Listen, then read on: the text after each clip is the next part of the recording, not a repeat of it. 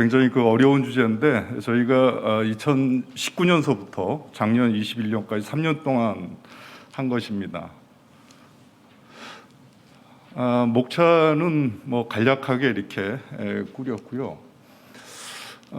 이 과제를 시작하게 된 그 출발점은 탄소 배출이 계속 지속되고 있는데 이에 대한 정책적 대응이 거의 각계전투로 비효율적으로 진행되고 있고, 그 탄소 배출로 인한 피해에 대한 이런 문제 자체가 점차 심각해짐에도 불구하고 그에 대한 논의 자체도 없었다고 봅니다. 그래서 일단 그러면 이 상태로 놔둬도 되는가 이렇게 봤을 때 어차피 그 국제 환경 규제, 탄소 규제 때문에 해야 된다라고 한다면 좀 효율적으로, 체계적으로 하는 게 낫지 않을까 이렇게 생각을 해서 이 과제를 시작을 했습니다.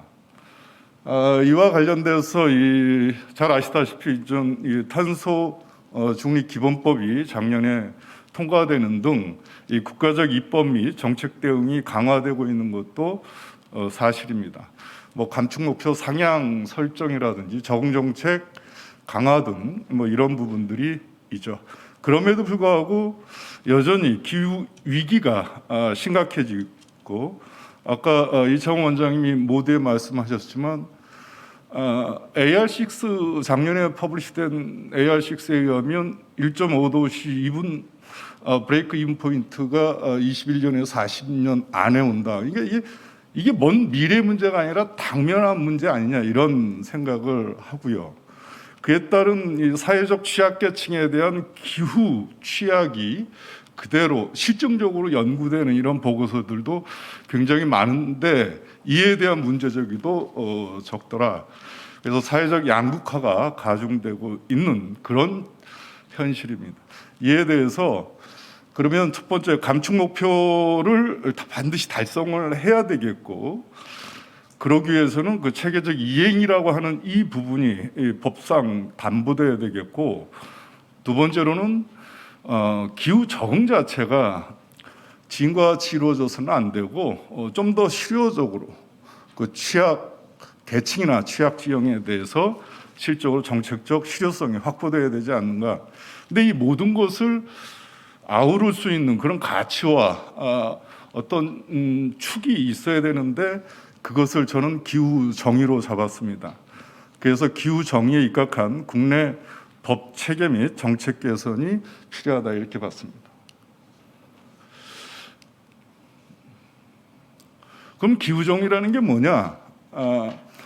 기후 정의라고 하는 이 정의론에 대해서 여러 가지 말은 많지만 저는 일단 이 정책적 도구로서 기후 정의를 쓰고자 하는 것이고, 그래서 이것은 한정되어 있는 개념입니다. 기후 위기에 대응하기 위한 정책을 수립함에 있어서 이 기후 정의의 용어의 기능이 한정되어 있다 이렇게 보시면 되겠고, 그 부분적으로는 첫 번째 기후위기로 인한 피해와 책임의 분배가 적정해야 되는데 이 부분에 대한 고민이 좀 더 필요하다. 그다음에 두 번째로는 이런 기후위기 대응 정책 수립 과정에 있어서 당의 당사자들의 실적 참여가 지금 배제되어 있는 상태다. 따라서 이런 부분들이 보완이 돼야 되겠고, 그리고 가장 중요한 기후위기의 근본적 원인을 제공하고 있는 이런 화석연료 생산 구조와 생산 방식이 반드시 전환되어야 된다. 그리고 마지막으로는 그 모든 가치가 인간만을 위해서가 아니고 우리 국민만을 위해서도 안 되고 전 지구적 이익과 그다음에 비인간 생명체에 대한 존재를 이제는 법적으로, 국내법적으로 해야 되지 않나 이렇게. 그래서 이 네 가지 부분적 가치 체계를 기후정의의 핵심 축으로 잡고 살펴봤습니다. 근데 사실 이 기후정의에 관한 얘기는 제가 처음 얘기한 건 당연히 아니죠. 이미 기후변화 협약인 파리협정 서문에 클라임 자스티스에 대한 그 중요성에 대해서 이미 명시되어 있고, 기후정의에 관한 이런 논의는 잘 아시다시피 이 온실가스 책임에 대한 역사적 책임을 묻는 이런 국제 관계에서 주로 논의됐습니다. 그래서 주로 이 공동의 그러나 차별적 책임이라고 하는 이러한 이 원칙이 소위 이 기후위기 대응을 하는 데 있어서 감축과 적응 그리고 또 하나의 영역으로 지금 부각되고 있습니다. 하지만 이러한 기후변화 대응을 위한 국제적 이런 논의가 아무리 활발하게 되어도 실효성이 없더라. 이건 제 개인적인 생각입니다. 물론 지속적으로 추구해야 되지만 이것이 각국의 기후 정의에 입각한 그런 정책이 실질적으로 구현되지 않는다면 국제적 그러한 논의 자체에 너무 매달려 있는 것은 아무 실효성이 없다 이렇게 보게 되겠고, 그래서 국내 정책과 연계해서 사실상 이 연구 이전에 기후정의 관점에서 논의된 바는 없었습니다. 그래서 상당히 도전적이고 실험적인 그러한 연구였었는데, 다행히 작년 8월에 탄소 중립 기본법에 기후정의 개념이 명시되어 있는 것은 제 성과라고 하기는 어렵고, 여하튼 그런 어떤 성과가 분명히 나타나기 시작한다. 다만 동법에서의 이러한 기후정의 개념은 분배적 관점에 주로 국한되어 있다라고 하는 것이 제 개인적으로는 약간 좀 서운한 측면이 좀 있습니다. 여하튼 기후정의와 관련돼서는 분배라든지 절차라든지 전환이라든지 생태라든지 이 모든 것을 아우를 수 있는 그러한 체계적 대응이 반드시 이제는 필요하지 않나 이렇게 봅니다. 그래서 이 네 가지 정의와 관련돼서 지금 오른쪽에 기후적인 개념 정리 및 법제화서부터 해서 맨 아래 개발도상국 협력 지원 사항까지가 그 구체적 내용들입니다. 이 그림을 통해서 우리가 알 수 있는 것은 네 가지 부분적 정의들이 단절된 관계가 아니라 서로 유기적인 관계 속에서 서로 포섭하고 있다는 것을 설명드리고자 하는 것입니다. 그래서 나머지 오른쪽에 있는 내용들은 맨 마지막 화면에서 제가 따로 이 부분에 대해 설명을 드리겠습니다. 그 주요 정책 과제와 관련돼서 지금 이런 기후정의와 관련된 이런 통합적 관리 체계를 보여준다라고 하는 것 첫 번째였다면, 두 번째로는 이런 기후위기로 인한 피해와 책임 분배의 적정성을 확보한다는 이런 과제가 중요한데, 사실상 그 온실가스 감축 목표 설정할 때 부문별이라든지 또는 지역별이라든지 세대별이라든지 이런 것이 그 책임에 따라서 적정하게 고려되고 있느냐 그럴 때 제가 볼 때는 그러하지 않고 있다. 그리고 그 기후변화 영향에 따른 대응 능력에 있어서 현저하게 지역별로 개인별로 차이가 있음에도 불구하고 그 불평등에 대한 해소 방안이 명확하게 나오지 않고 있는 것도 문제입니다. 그래서 지금 저희가 그 성과 보고이기 때문에 이 워딩으로만 이렇게 썼는데 이런 부분들은 전부 다 그 실제 사례 갖고 분석한 부분들을 근거로 해서 보고서에 담아놓은 것입니다.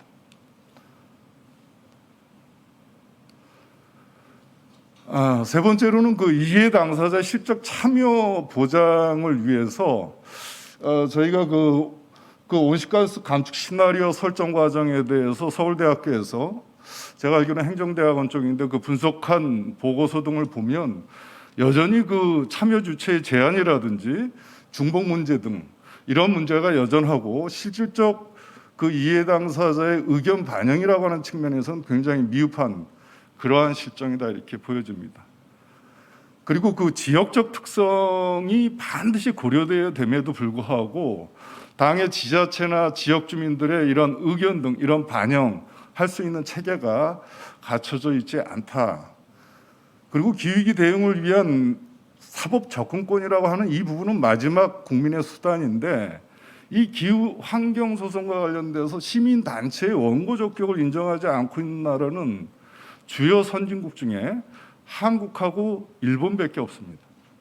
그래서 이런 부분들은 시민단체나 미래 세대의 이런 원고 적격이 인정되어 실제로 당사자성을 갖고 싸워야 저희 전문가들도 거기에 붙어 도와줄 수 있는 축이 생기는 건데, 아직 그 축이 생기지 않았다는 얘기입니다. 그래서 이런 부분들이 주요 정책 과제로서 정책과제 네 번째로는 앞서 말씀드린 이 위기의 근본적 원인을 제공하는 이러한 생산 구조와 방식의 전환과 관련돼서 사실 그 에너지 및 생산 구조의 전환을 위한 이런 법제 정비라고 하는 이런 부분들은 굉장히 산업계와 관련돼서 이해관계가 첨예한 부분입니다. 그래서 굉장히 디테일해야 되는데, 근데 이런 부분들은 전부 다 이 국민적인 이런 동의와 합의 속에서 진행될 수밖에 없는데, 그런 부분들이 전혀 이루어지지 않고 일방적으로 탑다운으로 목표 설정과 부문별 목표, 그다음에 이행, 이런 부분들이 그냥 형식적으로 정해져 있는 것이 문제다. 그래서 뭐 예를 들면 이런 기존 화석연료를 통한 전기 생산 방식과 관련된 규제를 전기사업법에서 하는데, 산업부에서. 근데 이러한 재생에너지 방식 전환하고자 이렇게 그 당의 특정 지역에 이제 사업 허가를 낼 때는 이건 국계법에 따라서 국토부가 합니다. 근데 허가가 안 나올 수도 있다는 것이죠. 그래서 이러한 사업자 입장에서 봤을 때 이런 이 법칙의 미스매치는 굉장히 그 정책의 일관성과 그다음에 그 추진력의 동력을 상실케 하는 아주 중요한 이유입니다. 그래서 이런 부분들이 좀 디테일하게, 그래서 그 정책적 과제 등은 제 시간상 내용을 좀 참조해 주시 바라고요. 그다음에 자원순환 경제와 관련돼서 종전에 우리 조재 실장님 말씀을 하셨기 때문에 이러한 정책적 과제는 굉장히 핵심적이면서도 사회적으로 놓고 볼 때 굉장히 중요한 기본적인 무드인데, 그런 것들이 지금 이 실효성이 담보될 수 있느냐, 큰 틀에서.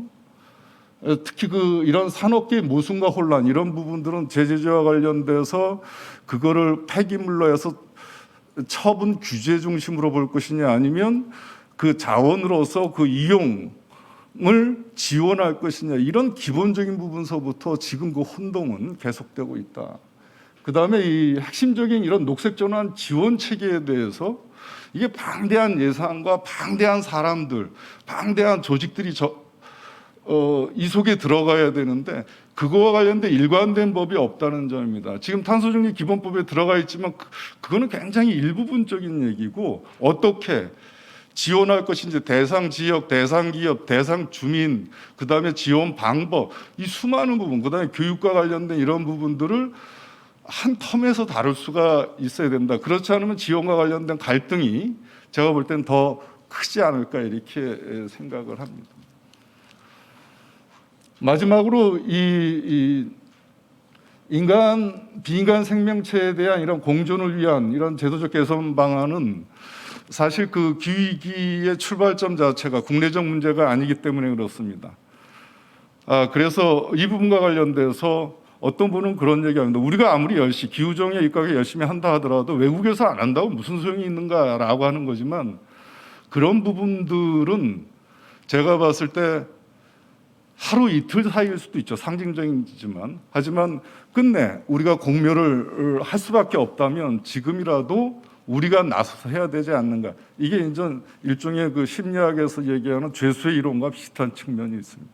그래서 이 부분이 국제협력을 통한 이런 지구적 이익의 차원에 대한 이런 부분들이 굉장히 중요하다, 이렇게 봅니다. 그래서 두 가지가 오후 후반부에 아마 이 생태와 관련된 부분들은 따로 말씀하실 것 같고, 이 국제협력과 관련된 부분들도 마찬가지로 환경부에서 최근에 탄소중립 기본법을 통해서 굉장히 이 국제협력에 관한 이러한 조항들을 많이 집어넣는데, 중요한 것은 기존의 이런 소극적 입장을 탈피할 수 있느냐, 그건 좀 실제 이제 판단할 수는 있을 것입니다. 실행 방안과 관련돼서는 지금 말씀드린 부분들을 어떻게 실행할 것인가, 이 구체적 과제들을 뽑아서 이행을 한 것입니다. 그래서 각각의 이런 내용들과 관련된 부분들이 과제 실행 방안으로서 제시가 됐었고,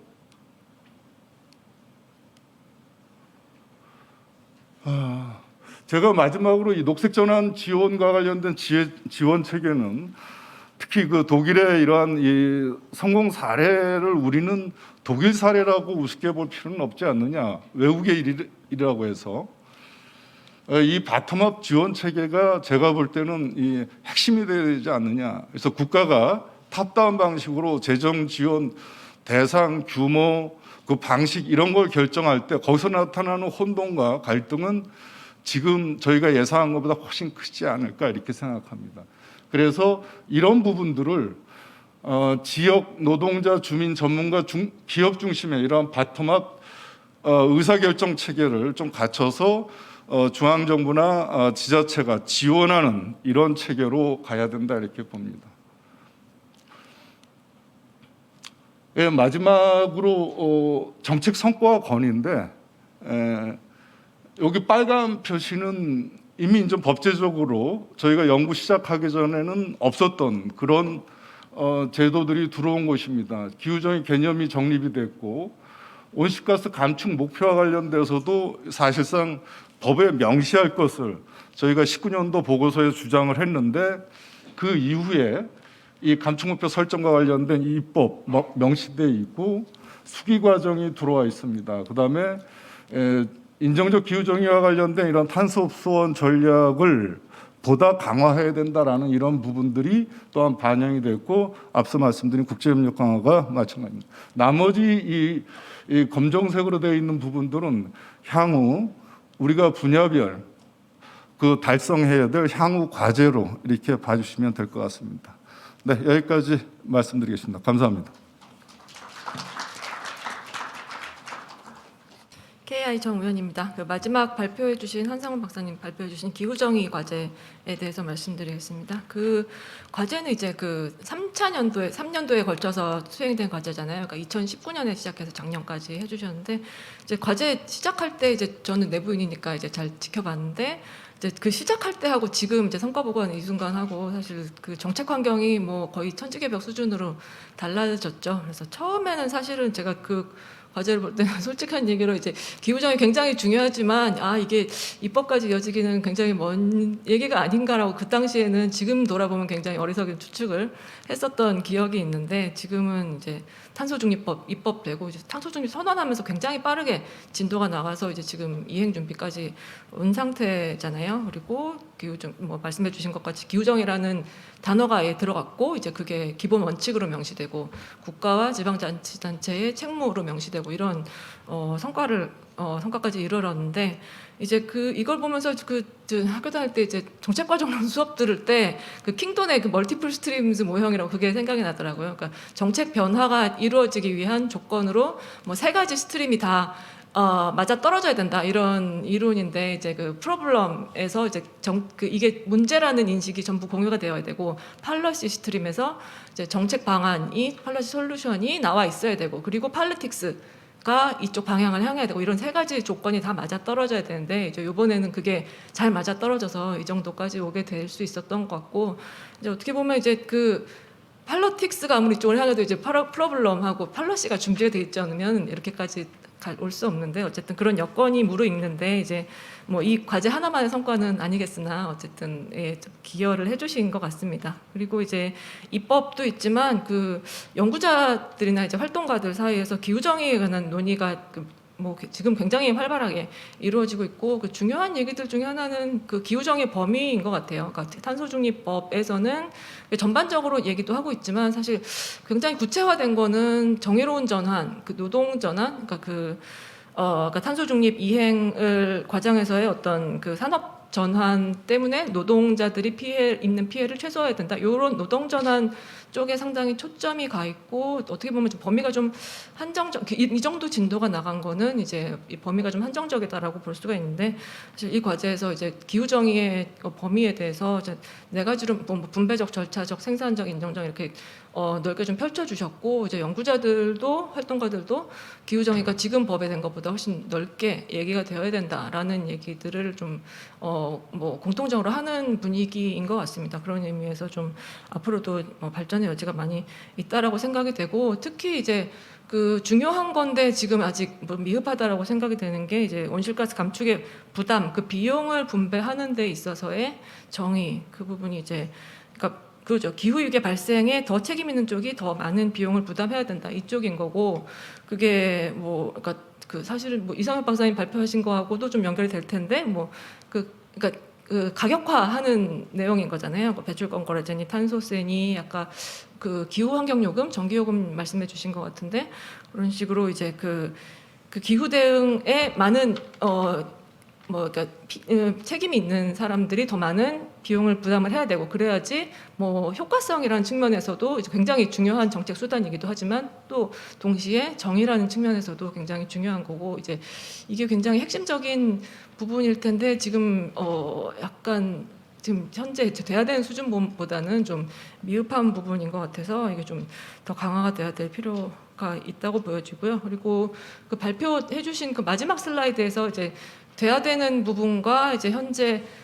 된 것과 아직 남은 부분 그 정리해 주신 그 슬라이드가 제일 중요한 것 같습니다. 그리고 탄소중립법에 지금 뭐 빨갛게 그때 슬라이드에서 표시된 그 법에서 반영이 되었다라고 하는 부분도 사실 그 일부 언급에 그쳤지 이제 그게 구체화되거나 이행되는 데까지 굉장히 이제 갈 길이 먼 부분들도 많이 있기 때문에 뭐 예를 들어 이제 절차적 정의, 참여에 관한 부분도 이제 법안에 이제 몇 글자 들어간다고 되기 정말 어려운 부분이고 얼마나 잘 운영하느냐에 관한 부분이기 때문에 우리가 뭐 많은 경험을 쌓고 시범 사업도 하고 뭐 이런 식으로 더 해가야 되는 부분이고 네.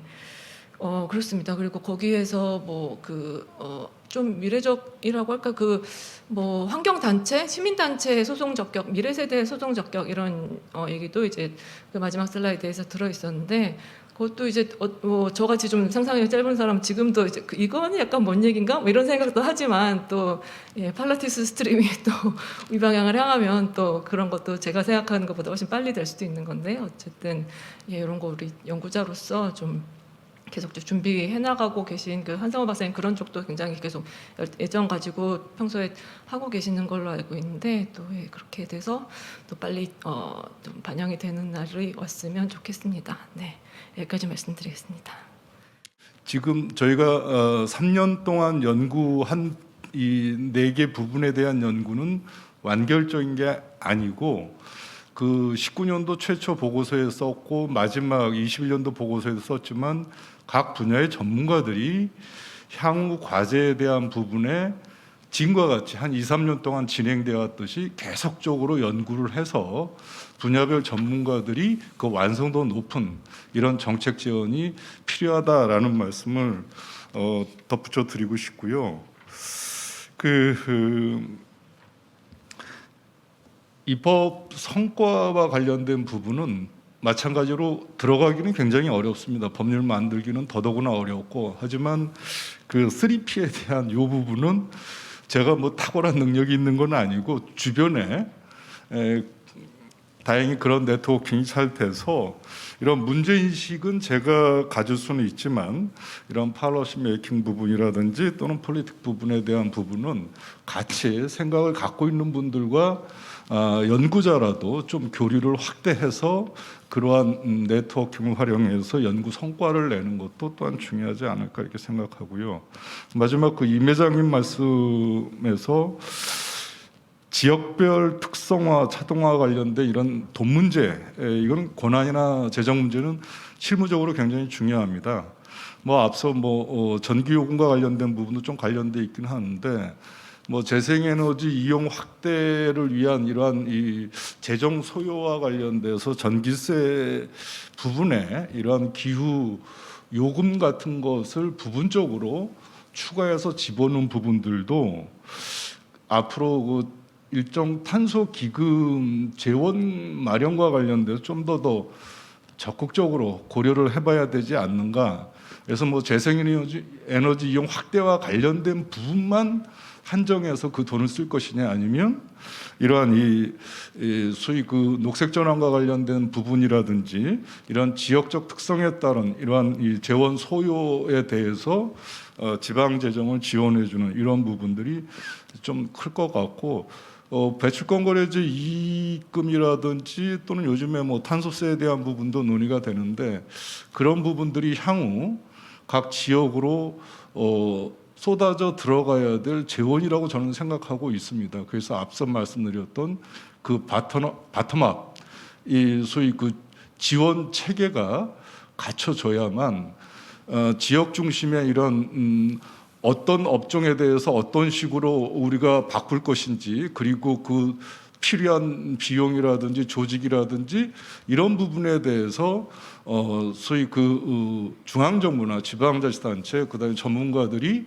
물론 거기에 대한 가이드라인을 주겠지만, 그런 부분들이 정해지고 나면 합의에 의해서, 그러면 그런 부분들에 정작 쓸 돈이 없다 이러면 안 된다 이런 얘기. 그래서 탄소기금과 관련된 이런 부분들이 그런 쪽으로 적극적으로 활용될 수 있도록 입법이 구체적으로 지금 구체적으로 좀 마련돼야 될 필요성이 있다 이렇게 봅니다. 네. 제가 그 지정은 안 했지만 그 한성훈 박사님 그 기후 정의인데, 저는 질문이라기보다도 이제 의미가 있습니다. 그 기후 정의를 입법하고 그게 실행되는 게, 오늘 저 얘기를 해봤지만 특히 지역별, 우리나라 같은 경우는 지역별 차등화, 아까 지역 전기요금 차등화 있고, 그런데 그런 정의들이 실질적으로 실효성 있게 된다는 건 결국은 그걸 할 수 있는 권한하고 재정적 혹은 예산의 배분, 이런 문제들이 중요한 항목이 아닐까, 그런 생각을 언뜻 해봤습니다. 정리된 질문은 아니지만 앞으로 그런 것들이 논의의 대상이 되는 게 필요할 것 같습니다. 이상입니다.